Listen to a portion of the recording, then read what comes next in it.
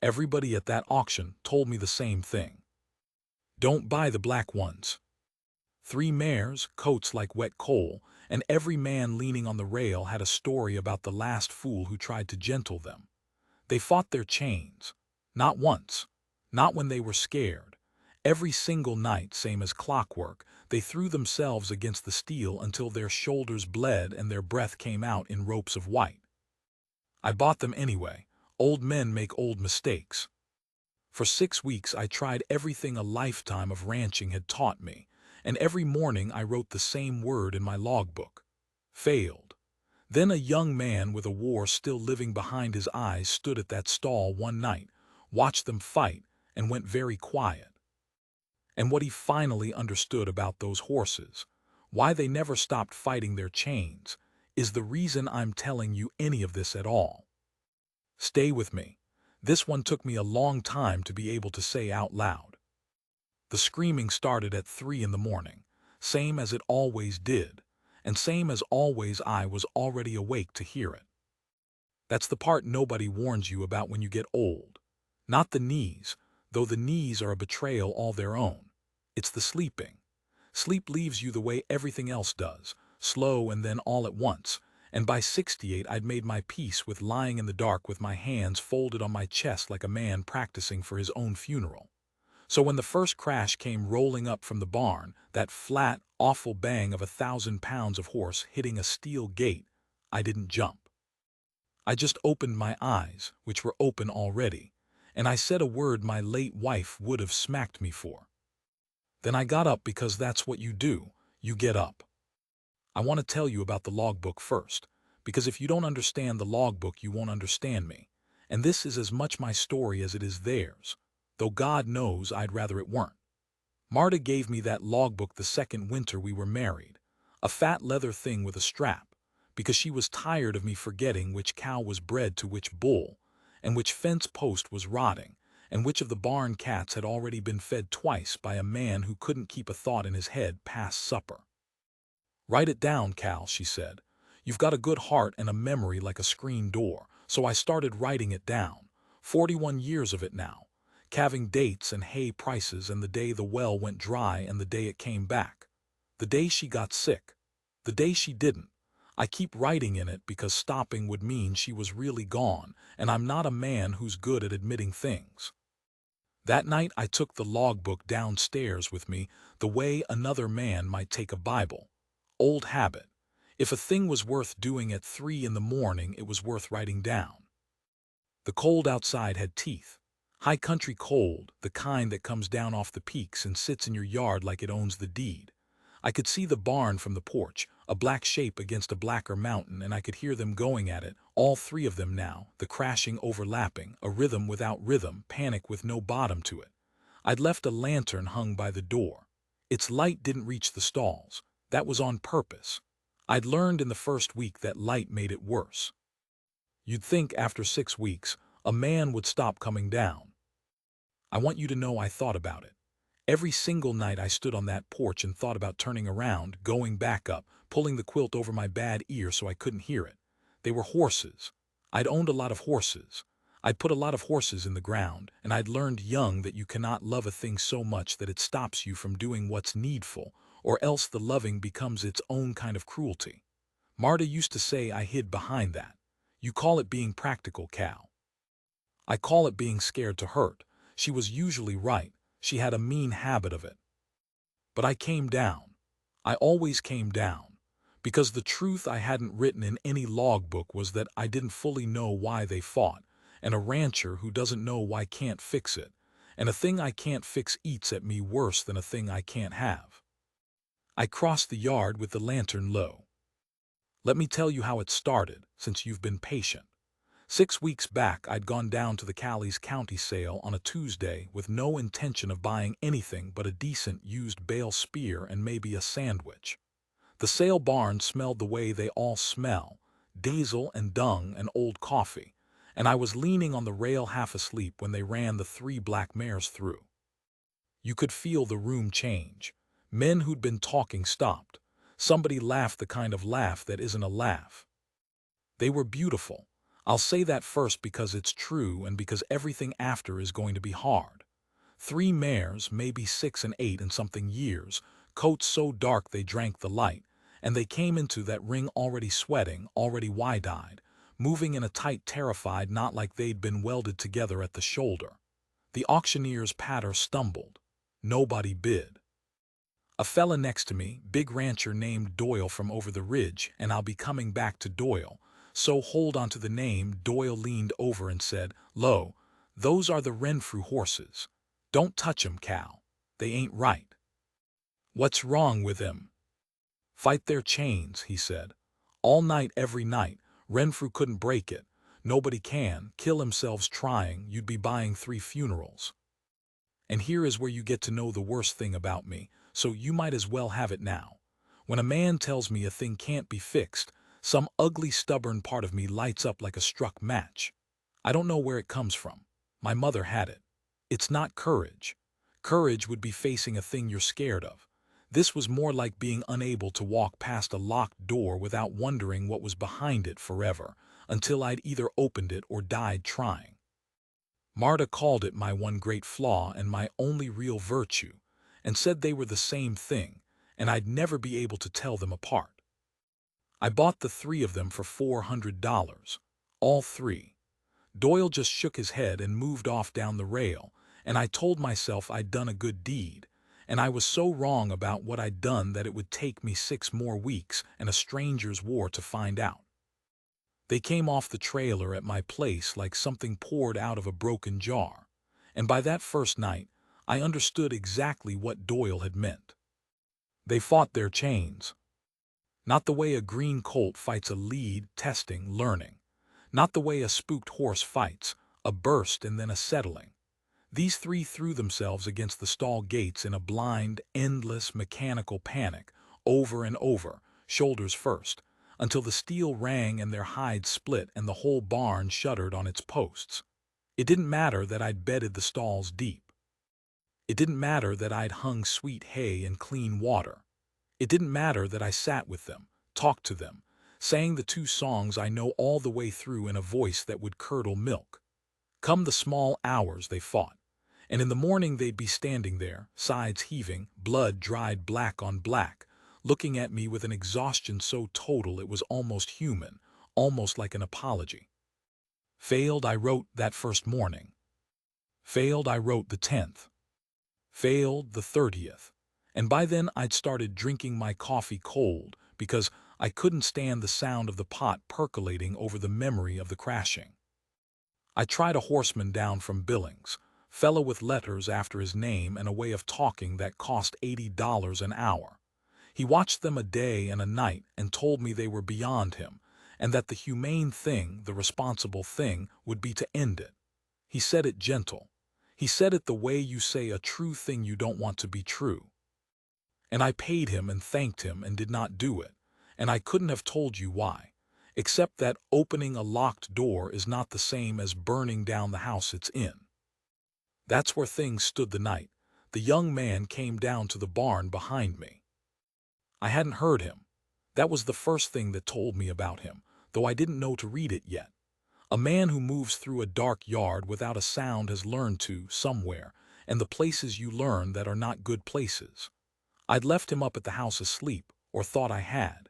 He'd been with me 9 days by then, and I'd have bet money he slept about as much as I did, which is to say in scraps and jags, waking hard. His name was Elijah Vance. He'd come to me through a program a woman at the VA ran, one of these deals where they send you a young man who's been to war and doesn't know how to be home yet, and you give him work and a bunk and a horizon, and mostly you leave him be, and the theory is the ranch does something the doctors can't. I'd said yes to it for reasons I told everybody were about needing the help. Marta had been gone 2 years by then, and the ranch was too big for one broke-down man, and that was true enough. But the truer reason, the one I only wrote in the logbook and never said out loud, was that the house had gotten so quiet I'd started talking to the coffee pot, and I wanted the sound of another human being under my roof before I forgot the sound of my own name. Eli was maybe 30. Lean the way a fence wire is lean, all tension and no give. Dark hair he kept too short, hands that shook sometimes and that he'd shove in his pockets when they did, like he could hide them from himself.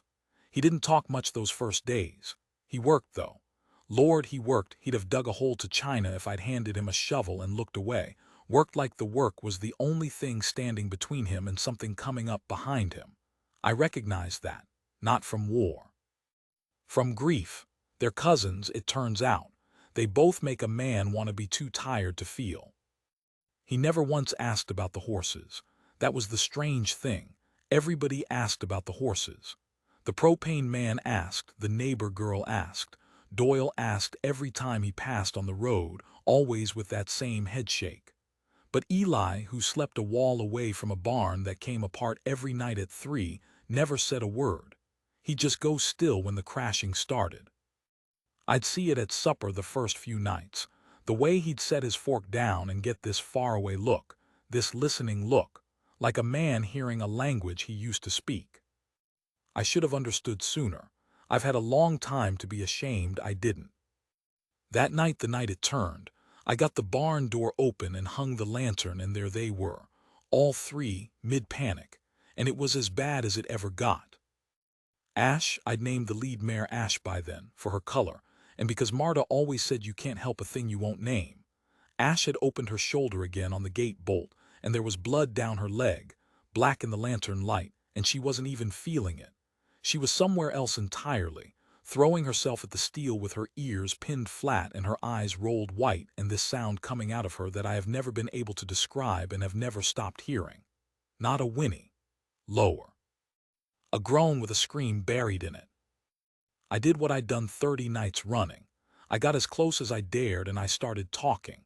Low, steady, nothing words. Easy now. Easy, girl. I'm here. I'm right here. It never worked. I don't know why I kept believing my voice could reach across whatever river they were drowning in. Stubbornness, maybe. Or just the need to be doing something with my hands and my breath so I didn't have to stand there useless in the dark.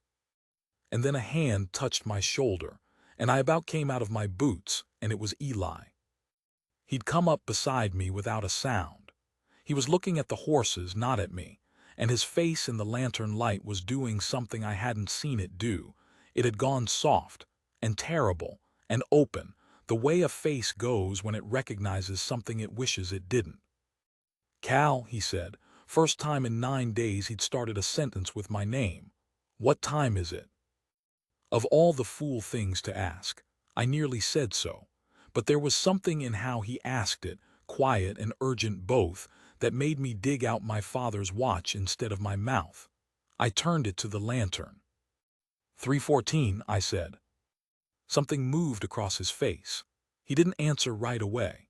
He watched Ash hit the gate again, watched all 3 of them tangled up in their terror, and when he finally spoke his voice had gone strange and flat and far away, the voice of a man reading his own handwriting off an old wall.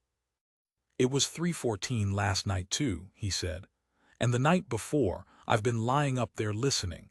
It's always the same time, give or take a couple minutes, always."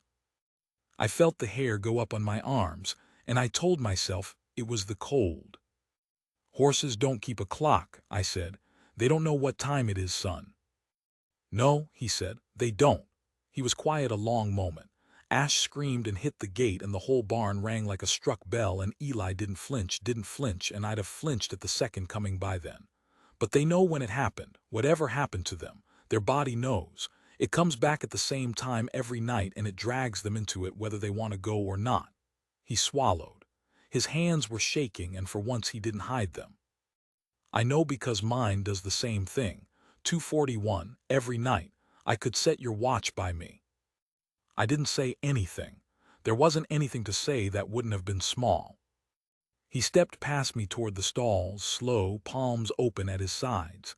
And Ash, who had savaged a horseman from Billings and split my forearm open in week 2, Ash stopped. Just for a second. Just long enough to look at him. 2 ruined, terrified, sleepless things looking at each other across a stall gate at 3:14 in the morning, each one recognizing in the other the exact shape of a wound. "They're not fighting to get out, Cal," Eli said, very quietly, not turning around. That's what everybody thinks. That's why nobody can fix it. You can't gentle a horse out of trying to escape when escape was never what it was doing. He put his hand flat on the top rail of the gate, not reaching in, just there, just present. They're not trying to get away from something in here. Then what? I said, and my voice didn't come out the way I meant it to. He was quiet for so long I thought he wouldn't answer. Ash's breath sawed in and out. Somewhere up the mountain a coyote said its one sad thing to the dark. They're trying to get back, he said, to something they lost at 314. And I stood there in my own barn that I'd owned for 40 years, holding a lantern in a hand that had gone unsteady as a boy's. And I understood that I had spent 6 weeks and $80 an hour trying to fix the wrong thing, because I'd been asking how do I make them stop when the only question that had ever mattered was one no horseman had thought to ask. What happened at 314? I opened the logbook right there on a hay bale, and my hand was shaking so bad the lantern light jumped. And for the first time in 41 nights, I did not write the word failed. I wrote a name. Doyle. Because a thing had just come loose in the back of my memory, something the big rancher had said at the sale, quick and quiet and moving off down the rail before I could catch it. Those are the Renfrew horses. And I remembered, all at once and much too late, what had happened to the Renfrew place the winter before last. But that's the next part, and I'll be honest with you before I tell it. I've started to write this next piece 4 times now, and 4 times I've had to put the pen down. Some doors, once you get them open, you spend the rest of your life wishing you'd left be. I didn't sleep the rest of that night, which was nothing new, but this time I didn't try. I sat at the kitchen table with the logbook and a lamp and a cup of coffee going cold, and I made myself remember the Renfrew fire, and it came back the way the worst things always do, not gentle, not in order, but all at once, like a door blown open in a wind. The Renfrew place was 2 ridges over. Old outfit, older family, and by the time I'm telling you about it, it was down to one man, young Renfrew, they still called him, though he was near 40, running a string of horses out of a big timber barn his granddad had raised in 1911. Everybody knew that barn. You could see it from the county road, red once, gone the soft gray of old wood, big as a church and about as loved. It burned in January 2 winters back. Went up in the dead cold at night, the way the bad ones do. And by the time anybody 2 ridges over saw the glow, it was already a thing you watched instead of a thing you fought. I remember standing on my own porch in my long johns watching that orange bloom against the snow line, and feeling the particular helplessness of a man too far away and too old to do a single thing but witness. They said afterward it was a heat lamp, or wiring, or hay put up too green. They never did settle it. They said Renfrew got some of the horses out. They said he didn't get all of them. They didn't say much about the ones he got out.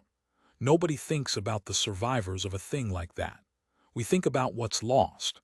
We hold the funeral for the dead, and we forget entirely that something living walked out of that heat and had to keep on living inside a body that remembered every second of it. 3 black mares walked out of that barn. I know it now the way you know a thing in your gut before your head catches up. Renfrew couldn't keep them after, couldn't afford to, couldn't stand to. I don't know which, and it doesn't matter. They went to a man named Renfrew's cousin or a neighbor, changed hands twice, got a reputation, got run through the Callie's county sale on a Tuesday in front of a room full of men who all knew better than to bid. And an old fool bought them for $400 because somebody told him they couldn't be fixed. I want to tell you I felt like a hero having figured it out. I didn't. I felt sick, because knowing why a wound bleeds doesn't stitch it, and I'd spent 6 weeks making it worse. Every night I'd fought to make them stop, and every night I'd been a stranger standing between them and the only thing their bodies were trying to do, which was go back into that barn and get the other one out. The one that didn't come. 314 was the moment the roof came down. I'd have bet my ranch on it. 314 was the moment they'd been trying to reach, over and over, for 2 years. and every soul who'd handled them since had stood in the way of it with a lead rope and a firm hand and the very best of intentions. Eli came down at first light. He didn't ask how I'd slept. He just poured himself coffee and sat, and after a while I told him what I'd remembered, and he listened the way he did everything, still, complete, like listening was a job he'd trained for. When I finished, he nodded slow, and he said the thing that changed how I'd spend the rest of my time on this earth. "You can't take them back into the barn, Cal," he said. "There's no barn to take them into. It burned. The thing they want to fix is gone, and it's staying gone." He turned his cup in his hands. "That's the part nobody tells you. You don't get to go back and get it right. That door's shut. The only question left is whether they have to keep going back there alone." I asked him what he meant. He didn't answer with words. He got up and went out to the barn in the gray morning, and I followed, and he did a thing I'd never once thought to do in 40 years of horses. He didn't try to gentle them. He didn't approach with a rope or a plan or a soft voice full of nothing words. He just went and sat down on an overturned bucket in the aisle, 3 feet back from Ash's gate, hands loose in his lap, and he stayed there. Didn't talk, didn't reach. Just kept the mare company in the daylight the way you'd sit with somebody in a hospital, where there's nothing to be done, and the being there is the thing to be done. He sat there most of that day. I brought him a sandwich around noon, and he ate it on the bucket. Ash watched him the whole time, ears swiveling, waiting for him to become a threat the way every human before him had, and slow, so slow you could have missed it, she started to nod. And that night at 3:14, when the crashing started, Eli was already there. He'd told me the plan, if you could call it a plan. It wasn't a horseman's plan.